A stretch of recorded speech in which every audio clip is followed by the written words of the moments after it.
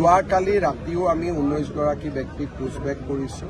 খুব সম্ভৱ আজিও 9 গৰাকী ব্যক্তিক আমি পুছবেক কৰিম আৰু এইটো অসমত বৰ্তমান চলিব। আৰু কিন্তু এইটোও ঠিক যে লাখে লাখে মানুহক পুছবেক কৰাটোতো সম্ভৱ নহয়, কিন্তু যিমান দূৰ সম্ভৱ আমি পুছবেকৰ কাম হাতত লৈছোঁ।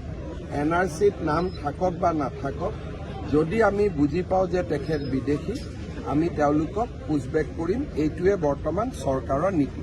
NRCত নাম থকাৰ পিছতো যদি আমি বিদেশী বুলি গম পাওঁ, কাৰণ NRCত নাম বহুতে চলে বলে কলে কৌশলেও সোমাইছে। কোনোবাই কৰিমগঞ্জত যদি চাহাবুদ্দিন আছে, বাইহাটা চাৰিআলিৰ পৰা মানুহে গৈ তেওঁক বিচাৰি আনিছে, আনি কৈছে পিতা পুত্ৰৰ মিলন হ'ল। গতিকে যি ধৰণে অসমত NRC হ'ল সিয়ে গোটেই প্ৰক্ৰিয়াটোৰ ওপৰতে বহুত সন্দেহৰ সৃষ্টি কৰে।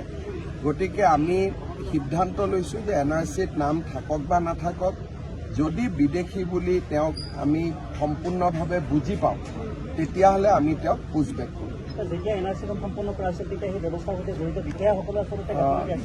গাফিলতি বিষয়াসকলৰো আছে, কিন্তু যিসকলে এই কামটো কৰে তেওঁলোক ইমানে বুদ্ধিমান যে আমাৰ বিষয়াসকল ইমান বুদ্ধিমান নহয়। নতুন দিল্লীৰ পৰা হৰ্ষ মণ্ডৰ বুলি এজন বিশেষ ব্যক্তি আহি অসমত 2টা বছৰ কেম্প কৰি লৈছিল। বহুকেইজন ডেকা যুৱকক আমেৰিকা আৰু ইংলেণ্ডত পঢ়ুৱাই লৈ আহিছিল অকল NRCখনত কেনেকৈ NRCখন বেয়া কৰিব পাৰি।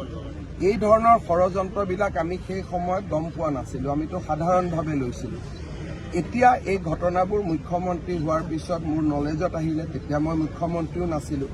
গতিকে মই ব্যক্তিগতভাৱে অকল NRCখন এটা তথ্য হ'ব পাৰে, কিন্তু NRCত নাম থাকিলে যে তেওঁ ম্যাদী পট্টা পাই গ'ল, সেইটোক মই বিশ্বাস কৰিবলৈ মই সাজু নহয়।